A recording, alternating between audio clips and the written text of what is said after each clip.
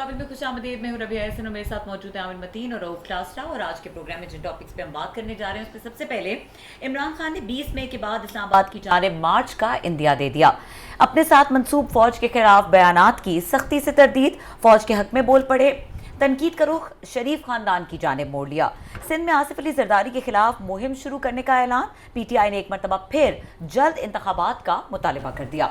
इसके अलावा बात करेंगे शहबाज हुकूमत माशी महाज पर फंस गई, पेट्रोलियम मसनूआत समेत कई अहम फैसलों पर डेडलॉक, डॉलर बेलगाम, महंगाई बेकाबू, नवाज शरीफ ने शहबाज शरीफ समेत अहम काबीना अराकीन को लंदन बुला लिया, बड़े फैसलों का इम्कान, पीपल्स पार्टी और दीगर इत्तेहादी वजारतों के मजे लूटने लगे, नून लीग मुसलसल तनकीद की जद में।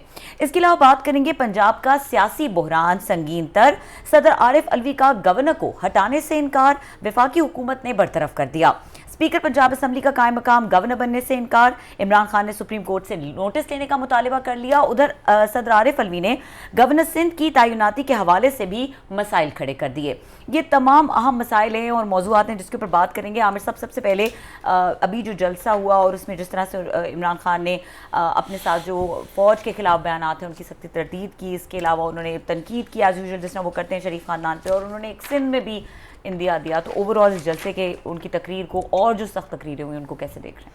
आज का जलसा बहुत अहम था, पहले जलसों से ज़्यादा। वो इसलिए कि सारा फोकस इस बात पे था कि इमरान खान साहब क्या कहते हैं। अब ये बहस नहीं रहेगी कि उनके जलसे बड़े हैं छोटे, उनके सारे ही जलसे बड़े हो रहे हैं, ये बहस नहीं रहेगी थी। फोकस आ गया वो कंटेंट पे, और कंटेंट में भी ये है कि वो इस्टेब्लिशमेंट के मतलब क्या कहते हैं। तो जेहलम में इसलिए भी इम्पॉर्टेंट है कि जेहलम अंग्रेज़ों के ज़माने में फ़ौज की भर्ती का सेंटर अब है, और आज भी हमारे यहाँ इस पूरे इलाके में बेताशा इनके जर्नैल रिटायर्ड भी हैं, सर्विंग भी है। ये पूरा पुठवार का और ख़ास तौर पे जेहलम सेंटर है, जेहलम चकवाल, जहाँ से फ़ौजी जवान भी अफसरान भी एक ट्रेडिशन है जाने की। तो यहाँ पे इमरान खान क्या कहते हैं, ख़ास तौर पे इसलिए भी कि एक बहुत रिएक्शन आया था आर्मी की तरफ से जब ये इन्होंने कहा कि ना सिर्फ मीर सादिक और मीर जाफ़र के साथ में ये कह दिया कि वो कमांडर इन चीफ़ है, तो उस पर वो बड़ा डायरेक्ट अटैक समझा गया। और आज का ये देखना था कि उससे आगे जाते हैं कि पीछे आते हैं।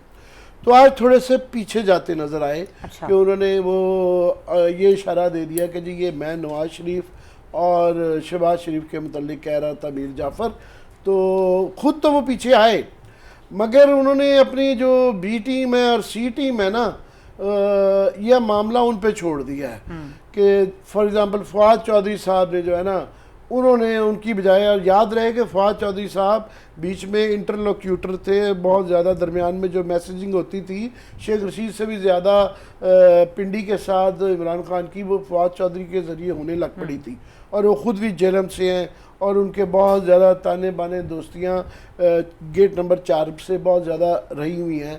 तो उनका ये कहना कि जनाब बिल्कुल चौकीदार जो है ना, चौकीदार की भी जिम्मेदारियाँ हैं, इशारे में बात की, पर बात की उन्होंने कि चौकीदार के लिए भी बड़ा ज़रूरी है, चौकीदार न्यूट्रल नहीं रह सकता और ये चौकीदार को इलेक्शन करवाने ही पड़ेंगे। तो ये मेरा ख्याल है नज़र ये आ रहा है कि इमरान खान साहब जो हैं ये एक स्टेप आगे 2 स्टेप पीछे वाला सिलसिला जारी रहेगा कि अल्टीमेट उनका मकसद है कि ये मजबूर करना इस्टेब्लिशमेंट को और मौजूदा हुकूमत को कि जनाब ये किस तरीके से इलेक्शन करवाएं, वरना यहाँ दम मस्त कलंदर है। और ये जो कॉल है वो उन्होंने कहा जी मैं 20 तारीख को कॉल दूंगा, बताऊंगा किस तारीख को आऊँगा।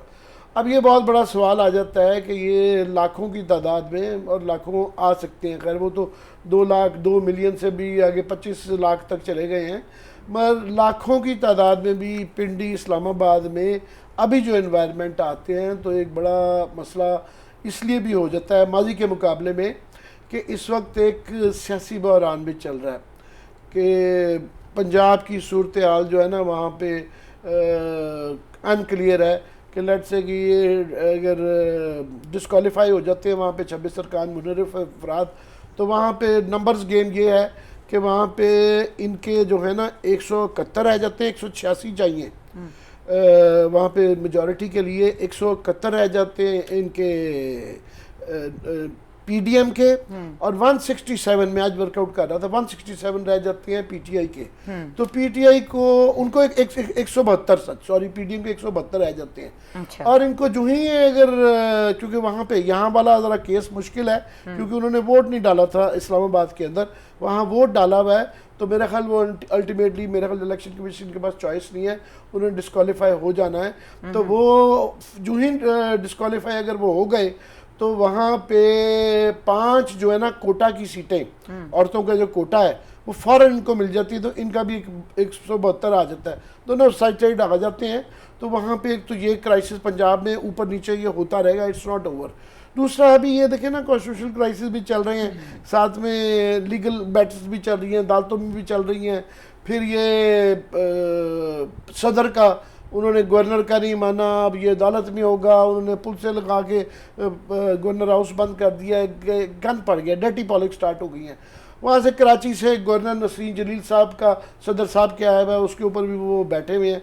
सो ये एक सड़कों पे लड़ाई चल रही है, एक कॉन्स्टिट्यूशनल लड़ाई चल रही है, और ये आगे कॉन्स्टिट्यूशनल बढ़ेगी इस तरह कि लेट से जिधर डर्टी पॉलिटिक्स जब ये लोटे छोटे करते हैं तो फिर रूल्स ऑफ द गेम नहीं रह गए। इस वक्त रूल्स ऑफ एंगेजमेंट कोई नहीं है, किसी को कोई परवाह नहीं है, टोटल इक़्तिदार की जंग है, उसके अंदर फिर फ्री फॉर ऑल है। तो कल लेट से कि वो पेशावर में जो गवर्नर है इनका पीटीआई इनका पीडीएम का, उसके बाहर वो नाके लगा सकते हैं, वो अटक पे जो जाएगा लगा सकते हैं। आपको याद है 1988 के अंदर जब बेनज़ीर आई थी तो ये मियाँ साहब भी यही गेम करते थे, प्राइम मिनिस्टर जब जाती थी लाहौर में वो उनको रिसीव ही नहीं करते थे और उनकी ऑफिस की बेइज्जती की जाती थी। तो ये रवायत जो है अल्हम्दुलिल्लाह ये इत्तेफाक शरीफ बरादरान ने ही शुरू की हुई है कि ये ऑफिस की डिसरिगार्ड करना। तो आइंदे साथ में सबसे ज़्यादा क्राइसिस बड़ा वो है इकनॉमिक, कि इस वक्त जो है जैसा आपने अपने बदाइए में जिक्र किया कि आइंदा आने वाले दिनों में इनको अगर आईएमएफ को पैकेज डील करते हैं साइन, तो इनको पेट्रोल और बिजली की बहुत ज़्यादा बिजली बढ़ानी पड़ेगी, जिससे सारी कमोडिटी प्राइसेस बढ़ेंगी और यहाँ लोग सड़कों पे आएंगे। नहीं अगर करते तो जो बताया जा रहा है कि सऊदी अरेबिया ने जो कमिटमेंट की है इनको $3 बिलियन देने की, वो उससे कंडीशनल है। और इवन चाइना भी देख रहा है कि उन्होंने रोल ओवर करने हैं जो $2.5 बिलियन, वो भी उससे कंडीशनल है। तो लेते हैं तब मुसीबत, नहीं लेते हैं तब मुसीबत। तो मैं कहना नहीं चाहता, मुझे डर लगता है कि खुदा न खास्ता मैं 2 दफ़ा कह रहा हूँ कि जो ये सूरत हाल है इस वक्त श्रीलंका में जो हो रही है कि लोग सड़कों पे आ गए हैं, 2 MPs उन्होंने मार दिए हैं, 7 लोग मर गए हैं, 300-400 ज़ख्मी हो गया है। तो वो अगर आपका इकोनॉमिक क्राइसिस चल रहा हो, साथ में पॉलिटिकल क्राइसिस भी चल रहा हो, तो बड़े लोगों को बड़ा कुछ सोचना पड़ जाएगा कि इसका हल निकालें। इसके लिए मैं समझता हूँ उनको भी नून लीग और पीडीएम को भी नज़र आ रहा है। तो वो नवाज शरीफ साहब ने जो है ना वो कह रहे हैं जी ये खुद गए हैं, और बाद शहबाज शरीफ साहब आदि कैबिनेट के साथ लंदन चले गए हैं और वहाँ पे चमगइयाँ जो हो रही हैं कि ये क्राइसिस को देख के आया वो उसको हैंडल कर रही है। मेरे पास तो सिर्फ तजिया खबर जो है ना क्लास साहब के पास है कि वहाँ लंदन के अंदर अगले सेगमेंट में ये बताएंगे, इनके पास उसकी खबर है। तो देखते हैं कि ये आइंदा वो भी कंटिन्यू करना चाहेंगे कि नहीं करना चाहेंगे, क्योंकि उनके लिए मियां नवाज शरीफ साहब के लिए भी है कि जितना अर्सा शहबाज शरीफ साहब प्रलॉन्ग करते हैं, मरियम बीबी भी आउट होती हैं और शहबाज शरीफ साहब अपनी ज़्यादा इन होते हैं। बेशाम का जलसा जिस तरह शहबाज शरीफ साहब ने अकेले कर लिया, तो लेट्स सी कि आगे क्या होता है। लेट्स सी कि आगे क्या होता है। क्लास साहब कमिंग बैक टू द जलसा, आप जो खबर शेयर करना चाहते हैं अगर वो करना चाहते हैं वो कर लें, लेकिन जलसे के हवाले से अगर बात सारा शो इसी में ना जी जलसे के हवाले से अगर बात करें तो बैक एंड फोर्थ आमिर साहब जो बात कर रहे थे कि बैक एंड फोर्थ प्ले कर रहे हैं इमरान खान साहब, एक दफ़ा तेज़ बात फिर उसके बाद और फिर अब B team C team. So is he really doing it, या उन पर जो तंबीह की गई है उनको ISPR की जानिब से, इदारों की जानिब से कि बस प्लीज़ थोड़ा रुक जाएँ, उसका असर हो रहा है? इमरान खान साहब जो है रेड लाइन तो क्रॉस कर गए थे। वो लाख कहते रहे कि जनाब कि मेरा मतलब जो है नवाज शरीफ साहब थे, शहबाज शरीफ साहब थे, क्योंकि नवाज शरीफ साहब शहबाज शरीफ साहब इस मुल्क के वज़ीर आज़म थे या हैं, कमांडर इन चीफ़ तो नहीं थे। और जिनका वो हवाला गद्दारी का देते होते हैं तो कमांडर इन चीफ़ के हवाले से थी, और आपस में रिश्तेदारियाँ भी थी मेरा ख्याल है उनकी, सिराजुल-दौला की और मीर जाफ़र वगैरह की। सो वो तो बड़ा डायरेक्ट अटैक है। और वो जो काउंटर, क्योंकि इनको जो सबसे ज़्यादा इनको सपोर्ट मिल रही थी, जो पिछले दिनों में हमने देखा कम हो गया, तकरीबन ना होने के बराबर है अब। वो फ़ौज के रिटायर्ड जो अफसरान थे वो बहुत बड़ी तादाद में इनको सपोर्ट दे रहे थे, उनकी फैमिलीज़ दे रही थी, फ़ौजी रिटायर जो थे वो दे रहे थे, अगेंस्ट आवर या उनकी अपनी इस्टेब्लिशमेंट के नैरेटिव के ख़िलाफ़ होकर इनके साथ वो मिले हुए थे। हमें ट्विटर पे भी नज़र आ रहे थे, सोशल मीडिया पे भी नज़र आ रहे थे, वीडियोज़ भी आ रही थी, आपको याद होगा बहुत सारी वहाँ पर उनकी वीडियोज़ आ रही थी।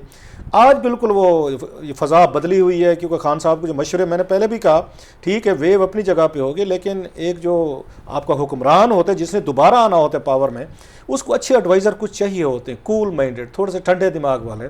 अल्लाह के फजल से खान साहब के इर्द गिर्द मुझे कोई एक भी ठंडे दिमाग वाला नज़र नहीं आता। ये मैं पहले दिन से कह रहा हूँ कि एडवाइज़र का काम था कि पावर में बैठे थे वहाँ पे, इनको बिठाए रखते हैं। ये नहीं था कि 3.5 साल बाद वहाँ से वज़ीर आज़म हाउस से उठाएं और उनको सड़कों पर ले आएं उनको, और फिर अब एक जाके बड़ी इस्टेब्लिशमेंट जो है जिसके आप बेनिफिशरी रहे हैं, या कल को जो इलेक्शंस होने हैं उन्होंने ही आपको वापस लेकर आना है, आपने डायरेक्ट उनको टक्कर मारी है, या टक्कर मारने का जो भी मशवरा आपको दिया जा रहा है। अच्छा, ये एडवाइज़र जो होते हैं ये बड़े समझदार लोग होते हैं, दरबारी जो होते हैं, मोस्टली दरबारी इनके लिए कहें, ये बादशाह सलामत का मूड देख के मशवरा देते होते हैं। जो मूड देख के मशवरा नहीं देते वो फिर दरबार में रहते नहीं होते। मसला अब ये भी है कि उनको बादशाह सलामत अपने इर्द गिर्द रहने नहीं देते। सो खान साहब ने भी अपने गिर्द वही लोग रखे हैं जो उनका मिजाज जानते हैं, उनके मिजाज के मुताबिक गुफ्तगू करते हैं, अदरवाइज तो वो किक आउट हो जाएंगे। अब जो इन्होंने ये बात की है, जो इस पर जो बहुत बड़ी सपोर्ट लूज़ की है इन्होंने, जो रिटायर्ड उसमें मिलिट्री एस्टेब्लिशमेंट के लोग थे, लोग से मुराद है जो उसमें फ़ौजी थे, उनकी वीडियोज़ में देख रहा था आज। जब से इन्होंने कमांडर इन चीफ वाली वो रेड लाइन क्रॉस की है ना, तो बड़ी तादाद में फ़ौजियों ने अब ये वीडियो डालना शुरू कर दी। उन्हें मौका मिल गया एस्टेब्लिशमेंट को दोबारा हिट बैक करने का कि जनाब ठीक है, अब मुमकिन है एक दो जो मतलब वहाँ पे लोग हों उन पे आप तनकीद आप उन पे कर सकते हैं, लेकिन किसी भी कमांडर को, मैं उनके वीडियोज़ में से कह रहा हूँ, उनके कमांडर को जब आप जाकर मीर जाफर या उनके साथ मिलाने की कोशिश करेंगे तो उन्होंने रिएक्ट किया है। सो खान साहब को रियलाइजेशन तो हुई है कि मैं शायद कुछ ज़्यादा ही उसमें हो गया हूँ, उसमें इमोशनली तौर पर मैं चार्ज हो गया हूँ, और उन्होंने अपने आप को करेक्ट करने की आज उन्होंने कोशिश भी की है, बल्कि इनको कल परसों से एहसास हो गया था। फवाद चौधरी साहब ने कोई ट्वीट किए थे, आपको याद होगा, उन्होंने वीडियोज़ ट्वीट की इमरान खान के पहले इंटरव्यूज़ दिखाते हुए कि नहीं जनाब वो नवाज शरीफ को कह रहे थे। सोशल मीडिया टीमें जो हैं उनके वो बड़े तरीके से एक्टिव हुई हैं इस तसर को दूर करने के लिए। हैविंग सेड ऑल दिस, सवाल एक दो और है, क्या ये जो एस्टेब्लिशमेंट है इस वक्त और जिसकी कोशिश इमरान खान साहब कर रहे हैं वो आगे अर्ली इलेक्शन के लिए तैयार हो जाएगी और दोबारा खान साहब को वापस ले आएगी? खान साहब वापस आते हैं तो इनके और एस्टेब्लिशमेंट के तल्लुकात कैसे होंगे?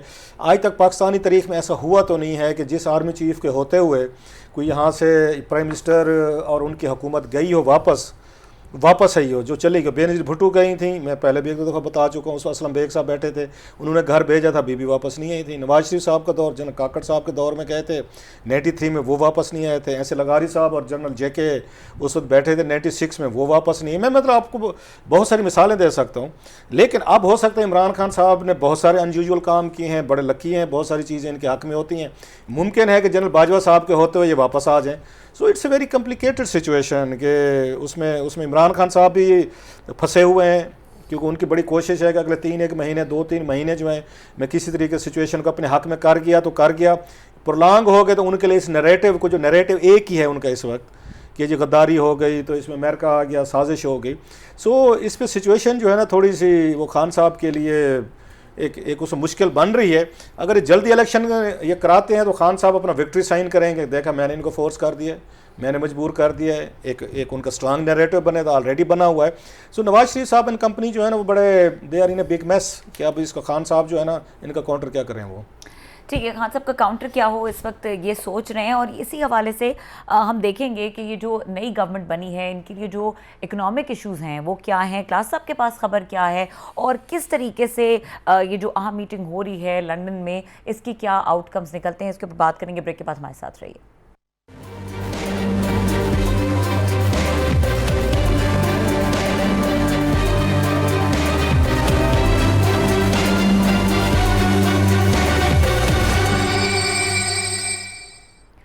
Welcome back. क्लास साहब, ब्रेक से पहले आप कह रहे थे कि ये जो नई गवर्नमेंट बनी है ये एक इस वक्त मेस में है, और अगर हम इकोनॉमिक पॉइंट ऑफ व्यू से देखें तो काफ़ी सिचुएशन है, प्लस आपके पास एक स्टोरी भी है, लंदन में भी मुलाकातें हो रही हैं, कैसे? मेरी कुछ 2-4 लोगों से बात हुई है कि जो PML नवाज के बड़े अहम लोग हैं कि सारा कुछ क्या हो रहा है लंदन में, जो उसमें चीज़ें हो रही हैं।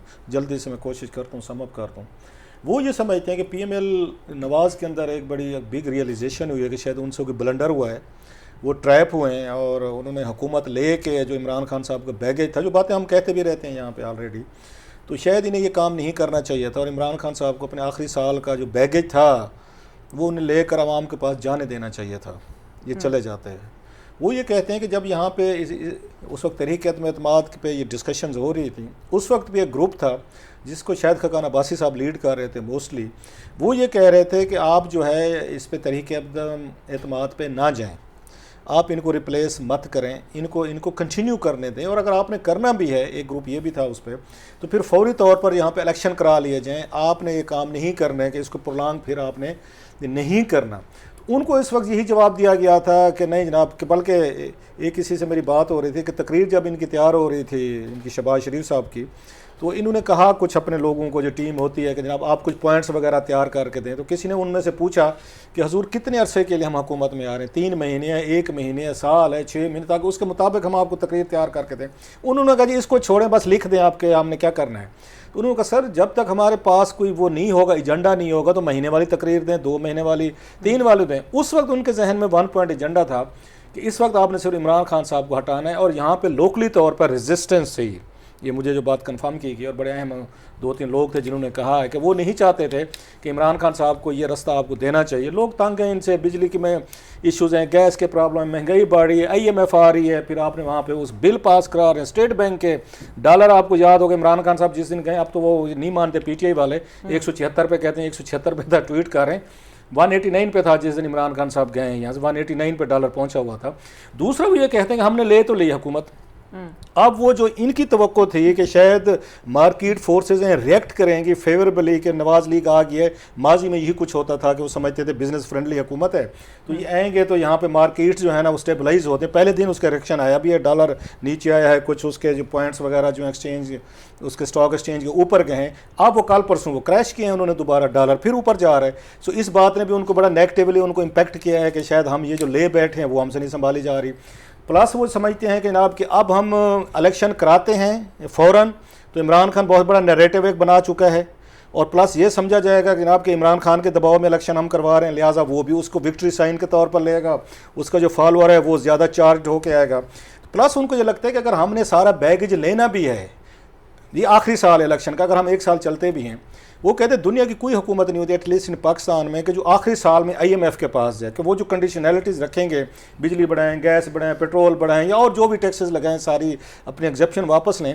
आप आखिरी साल में जो लास्ट आपके 6 मंथ हैं या आखिरी बजट है, उसमें आके यूजली तौर पर हुकूमतें जो होती हैं रिलीफ देती होती हैं लोगों को, उसमें पैकेजेस देती हैं, गुड फील फैक्टर देती हैं ताकि वोटर को अट्रैक्ट करें। आप IMF के पास जा रहे हैं, वो आपको पैकेज देंगे, आपने एग्जीक्यूट करना है, और आके यहाँ महंगाई आपने बढ़ानी है, शर्तें लेनी है, तो आप किस बुनियाद पर इलेक्शन लड़ने जाएंगे उनके साथ। सो वहाँ पे डिवीजन है कि IMF के साथ आपको डील करना चाहिए या नहीं करना चाहिए। आपने अगर करना भी है नवाज लीग ने, तो बेहतर नहीं है कि फिर एक नया मैंडेट लेकर आएँ, आपके पास एटलीस्ट आपकी पार्टी का मैनिफेस्टो। इस वक्त तो 11 के करीब आपकी पार्टीज़ हैं जिनके साथ एक भानुमती का कुंभा जो है आपने बनाया हुआ है। आप कोई फैसला भी नहीं कर सकते अनलेस आपके जो पार्टनर्स हैं, आपके अलाइज हैं, उनको एतमाद में ना लिया जाए। ये उनके लिए दूसरा तीसरा प्रॉब्लम है। अब चौथा जो उनके लिए इशूज़ हो रहा है कि इलेक्शन कब करवाए जाएँ। एक आमिर साहब कहते होते थे अक्टूबर वाली बात, ये कहते होते थे, आपको याद होगा। अच्छा, इसहाक डार साहब ने एक, उन्होंने परसों, उन्होंने हमारे दोस्त हैं शहजाद इकबाल हैं, Jio TV के अपना शो करते हैं, उन्होंने उनके इंटरव्यूज़ में एक और इनके लिए नई मुश्किल खड़ी कर दी है जिस पे सारा वहाँ पे इजलास हो रहा है। अब उन्होंने कहा जनाब कि अक्टूबर में इलेक्शन होने चाहिए। अब उस मज़े की चीज़ है, अब ये कहते हैं कि जनाब कि अगर वो कह रहे हैं, इसहाक डार साहब कह रहे हैं अक्टूबर में इलेक्शन होने चाहिए, तो मतलब नवाज शरीफ साहब कह रहे हैं। इनका यह ख्याल है कि अगर आपने बैठ के वहाँ से डेटें देनी है कि इलेक्शन फलां डेट को होंगे, फलां मंथ को होंगे, तो पाकिस्तान में स्टेबिलिटी तो नहीं आ सकती। फिर तो कोई सीरियस नहीं लेगा शहबाज शरीफ को, कोई इनकी इकनॉमिक पॉलिसीज़ को, ब्यूरोक्रेसी भी सीरियस नहीं लेगी, बिजनेस भी सीरियस नहीं लेगी, क्योंकि डार साहब ने वहाँ से कह दिया, जो बड़े करीब हैं उनके, ही इज़ वेरी क्लोज। अच्छा, डार साहब के और मिफ्ता इस्माइल साहब जो हैं, इनके तल्लुकात कभी भी अच्छे नहीं रहे। अच्छा, शाहिद खकान अब्बासी साहब और इसहाक डार साहब के तल्लुकात कभी अच्छे नहीं रहे, बल्कि ये समझा जाता है कि मिफ्ता इस्माइल साहब जो हैं, इनको यहाँ वज़ीर ख़जाना लगवाने में इनका हाथ है, शाहिद खकान अब्बासी साहब का हाथ है कि जनाब इनको लगवाएं।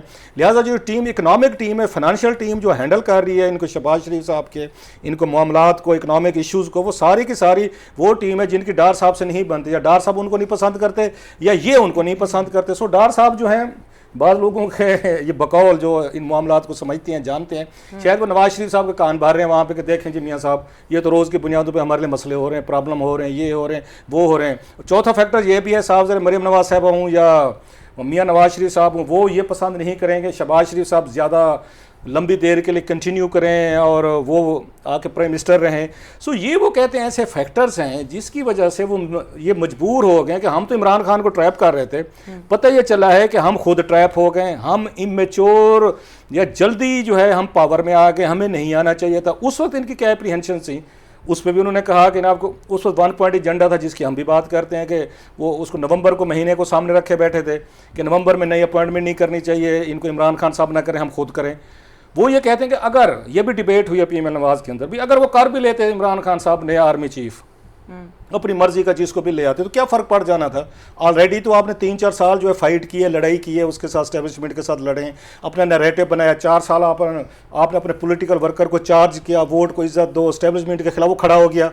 जब वो खड़ा हो गया यकदम हमने स्विच ओवर करके उस एस्टेब्लिशमेंट को आगे दिफा करना शुरू कर दिया, हमने ओनरशिप दे दी है। सो वो इस वक्त ये फंसे हुए हैं बुरे तरीके से कि ये अनसर्टेनिटीज़ जो है मार्केट में हैं।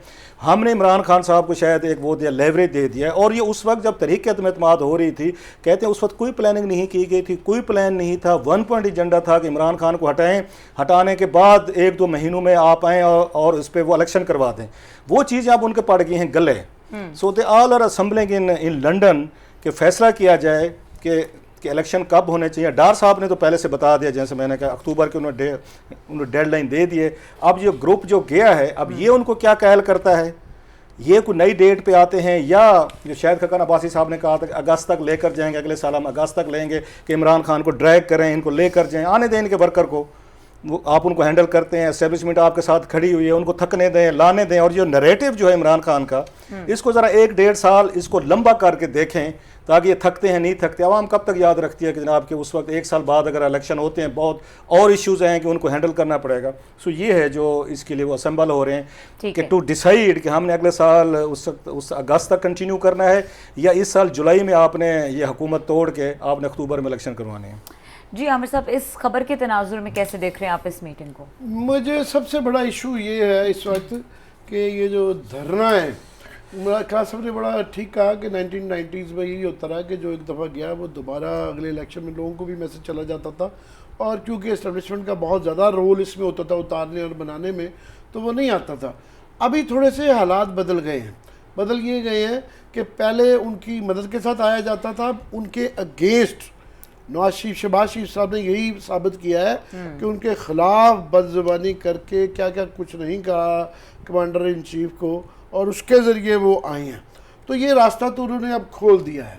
दूसरा ये है कि जितने भी पहले माजी में धरने हुए हैं, दिए गए, बेनज़ीर ने दिए या नवाज शरीफ ने दिए, वो इस्लामाबाद से पहले किसी का गुजरांवाले में फ़ैसला हो गया, किसी का गुजरात में फ़ैसला हो गया, यहाँ नहीं आने दिया गया।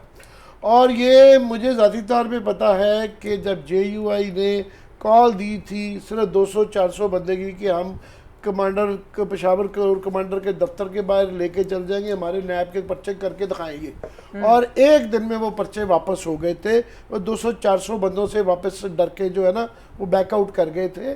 तो इस वक्त जो इकनॉमिक हालात हैं या इस वक्त जो वैसे हालात हैं उसके अंदर मेरा ख्याल है ये दूसरा मेरी PTI से बात हुई है, वो रिकनसाइल्ड है इस बात से कि वो अब उनकी कोई ज़िद नहीं है कि जी हमारी मर्ज़ी का चीफ होना चाहिए, बल्कि वो कहते नज़र आते हैं कि जी सीनियरिटी का प्रिंसिपल लगाएं, शहबाज शरीफ साहब लगा लें, जिसने लगाना है लगा लें। ये मुझे हम कल परसों इस पर बात कर रहे थे तो 2-1 लोगों ने, उनके बड़े सीनियर लोगों ने कहा कि ये आपको ये गलतफहमी है कि हम अब लगाए शहबाज शरीफ लगा लें। इस पर यू टर्न ले लिया उन्होंने, तो यू टर्न बिल्कुल आ चुका है। वो टर्न ले लिया तो कोई नहीं जी, हाँ होता रहता है, हमने तो कहा था वो वहाँ से वापसी हो चुकी है। वो पता है ना कि वो इतना कंट्रोवर्शियल हो गया कि वो किसी को भी अब वो कबूल नहीं होगा, सो वो आप समझ लें। दूसरा ये लास्टली कि उसमें वो एश्योरेंस चाह रहे हैं कि इलेक्शन चाहे नवंबर में हो जाए, चाहे ये फैसले हो जाए, मगर हमें बता दिया जाए, ऐलान हो जाए कि ठीक है, क्योंकि इलेक्शन कमीशन ने भी अपनी डेडलाइन दी हुई है ना, उसको भी पूरा करना है, लीगल इश्यूज भी हैं। तो बस ऐलान हो जाए अक्टूबर नवंबर कह लें ठीक है। कि उसमें हो जाए, मगर ये चीज़ें क्लियर होनी चाहिए कि इलेक्शन होंगे, 2-3 महीने का ऊपर नीचे हो सकता है मगर होंगे। और साथ में जो क्लास साहब ने कहा ना कि लंदन में क्या है, आप वक्फा लेके आए, मैं उसमें मैं भी बताता हूँ आपको खबर। ठीक है, वक्फे के बाद आमिर साहब का कमेंट भी लेंगे, इसके अलावा बात करेंगे जो गवर्नर सिंध के हवाले से और जो गवर्नर पंजाब के हवाले से सदर का रोल है और जिस तरह से वो एक तरह से इसके अंदर रुकावट पैदा कर रहे हैं और कह रहे हैं कि ऐसा नहीं होना चाहिए, उसका फ्यूचर आगे क्या होगा, क्योंकि Punjab is in a critical state at the moment. ये ब्रेक के बाद डिस्कस करेंगे, हमारे साथ रहिए।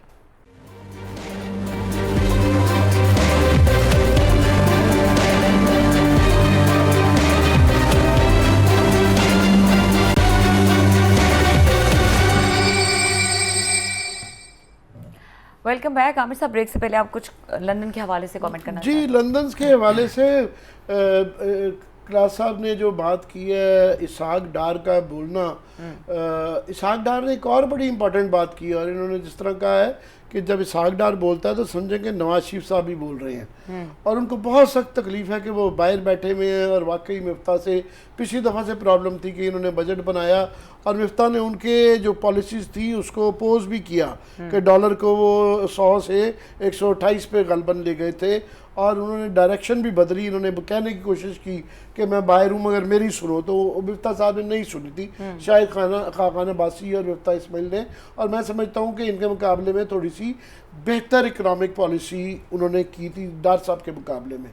अब फिर दोबारा उनको प्रॉब्लम है इस। और एक और जो बात उन्होंने की है, साग डार साहब ने अपने इंटरव्यू में जो जियो को दिया है, उन्होंने कहा जी ये IMF का पैकेज भी ना रीनेगोशिएट होना चाहिए। ये भी जो है ना वो मरे जा रहे हैं कि जनाब के जो मिला हुआ पैकेज, तो उन्होंने IMF ने क्लियरली कह दिया कि आपको ये सारा बिजली और पेट्रोल की सब्सिडी ख़त्म करनी होगी और ये महंगी करनी पड़ेगी। वो कह रहे नहीं, रीनेगोशिएट करने का मतलब है ना करना, ना करने का मतलब है कि आप इकनॉमिक क्राइसिस में धड़ाम से चले जाते हैं। तो दूसरा बिल्कुल जो ये इन्होंने सारा सेरा बांधने का जो शहबाज शरीफ साहब का वो शौक़ था अपना भी और अपने बेटे को भी सेरा बांधने का as prime minister and chief minister, वो सारा फार्मूला बैकफायर कर गया है। कि इनका ख्याल था कि हम आएंगे, उसके बाद अपनी मर्ज़ी का बयानिया भी बदल देंगे, इमरान खान को एक रोज़ का एक नया स्कैंडल, और कोशिश भी की मगर ये है कि वो नहीं कंट्रोल कर पाए। इस वक्त बयानिया जो है ना ड्राइविंग सीट पर फ़िलहाल इमरान खान बैठा है और नज़र नहीं आ रहा कि वो इस ड्राइविंग सीट से ये हटा पाएंगे। तो मेरे ख्याल है वहाँ पे बैठे हर चीज़ को मॉनिटर कर रहे हैं नवाज शरीफ साहब भी, और उनको ये भी कंसर्न है। और दूसरा, इस वक्त लड़ाई चल रही है पूरी एडमिनिस्ट्रेशन में कि पहले जो फवाद हसन फवाद साहब थे वो क्लियरली उनको ऑर्डर था कि वो एक कान उनका नवाज शरीफ साहब के पास था और एक कान उनका जो है ना प्राइम मिनिस्टर जो थे शायद खाकान अब्बासी, वो तो उधर जाके PM हाउस में बैठे भी नहीं, तो इसलिए उनकी ही चल रही थी। उनका मतलब था कि मरियम बीबी की चल रही थी। अभी मरियम बीबी के जो ये अपॉइंटमेंट्स हो रही हैं वहाँ हर अपॉइंटमेंट पे हर एडवाइज़र पे लड़ाइयाँ हो रही हैं। वो कह रही है मेरा बंदा लगाओ, शहबाज शरीफ साहब सुन नहीं रहे हैं, तो उनका बंदा लग रहा है। वो अपना जो पुराना प्रिंसिपल सेक्रेटरी तोकीर शाह साहब को लाए हुए हैं, अब वो उनको तोकीर शाह से ऊपर से भी ऑर्डर आते हैं, तो एक घर के अंदर लड़ाइयाँ जो चल रही हैं उससे इनके प्रॉब्लम मज़ीद कंपाउंड कर गए हैं कि मरियम जो दरमियान में बयान देती हैं फ़ौज के ख़िलाफ़ तो शहबाज शरीफ को क्लैरिफाई करना पड़ता है, उसके बाद इसहाक डार जब बयान देते हैं तब प्रॉब्लम हो जाती है। तो ये इनर लड़ाइयाँ जो है अल्टीमेटली इन्होंने बाहर क्या लड़ना है, ये घर की लड़ाई ख़त्म कर लें तो बड़ी बात है। अच्छा क्लास साहब, क्योंकि कंक्लूडिंग सेगमेंट है और टाइम भी कम है, तो इस पूरी मीटिंग को खबर तो आपने दे दी, अब इस मीटिंग के आउटकम्स क्या देख रहे हैं? आपको लग रहा है कि कुछ बेहतर चीज़ें सामने आएंगी? वैसे मेरी राय है, वो कहते हैं ना कि जो गले में ढोल पड़ जाए ना, हमारे देहाती मिसाल है, फिर बजाना पड़ता है। ब्लंडर हुआ, गलत हुआ, ठीक हुआ, now you have done it, अब इसको ओनरशिप दें। आपके पास साल है, आप परफॉर्मेंस की बुनियाद पर कोशिश करें, जो इमरान खान साहब का नैरेटिव है आप उसको बीट करने की कोशिश करें। इस पे मैंने किसी PML नवाज के बड़े अच्छे लीडर से पूछा, उसने कहा हजूर ये जो आप फरमा रहे हैं परफॉर्मेंस की बुनियाद पे हम अगला इलेक्शन लड़ें, हमें चाहिए था हम इमरान खान को परफॉर्मेंस की बुनियाद पर लड़ने देते। उन्होंने फिर एक्सप्लेन किया मुझे, उन्होंने जनाब कि हमारे पास इस वक्त कोई ऐसी जादू की छड़ी नहीं है जिसकी बुनियाद पर हम परफॉर्मेंस एक साल में ठीक कर लें। हमने IMF के पास भी जाना है, उनकी कंडीशनैलिटीज़ भी हैं। आखिरी साल में उन्होंने कहा हम कुछ नहीं कर सकते, हमारे पास कोई ऐसी चीज़ नहीं है कि हम आगे लोगों को परफॉर्मेंस दिखाएं, इलेक्शन लड़ें। बहरहाल मेरा अभी भी ख्याल है आप लोग इस वक्त अगर आपने इलेक्शन करवाए, इमरान खान के नैरेटिव को बीट नहीं कर सकेंगे। वो विक्ट्री के निशान बनाते हुए जाएंगे कि जी हमने इनको फोर्स कर दिया, हमने इस्टेब्लिशमेंट को भी फोर्स किया, उनको मीर जाफर, मीर सादिक वगैरह के लकब देकर उनको भी डिफेंसिव किया है, हमने इनको भी घेरे में डाल दिया है और हम अगला इलेक्शन जो है ना वो जीत कर आएंगे। सो ये बात तो पक्की है कि इमरान खान साहब ने इनके गिर्द, उनकी लक अच्छी थी आप कहें, क्योंकि उनकी अपनी जो वो ये उनकी 4 साल परफॉर्मेंस थी वो तो माशाल्लाह हमने देख लिए। इनको फिर भी आने दें। मैं वैसे एक और बात भी कहता हूँ, तो इनको फिर आने दें। इमरान खान साहब माशाल्लाह वहीं से शुरू करेंगे जहां से वो छोड़ कर गए थे। वही उस्मान बुज़दार साहब आएंगे, वही मनिकाज आएंगे, वही गुजरावाला के गुज्जर आएंगे, इनके फेवरेट यहाँ पे हमाद अजहर साहब आएंगे, नदीम बाबर साहब आएंगे, वही जुल्फी बुखारी साहब आएंगे, फिर वही वहाँ पे दोबारा से मेरे फेवरेट आपने जरूर आप उनका स्कैंडल देते थे जिसका हम इसलिए कहते अच्छा हैं, फिर ठीक है, उस बुनियाद में कहते होते हैं मेरा ख्याल है वहाँ पे। तो वही सारा दोबारा वहीं से शुरू होगा। एक दफ़ा उनको आना चाहिए, इमरान खान को 5 साल दोबारा मिलने चाहिए। मैं इस हक में हूँ, ये रिकॉर्ड पे कह रहा हूँ मैं। ठीक है, इसी बात पे प्रोग्राम का टाइम खत्म हो गया है। देखने के लिए शुक्रिया, इजाजत दीजिए, अल्लाह हाफिज।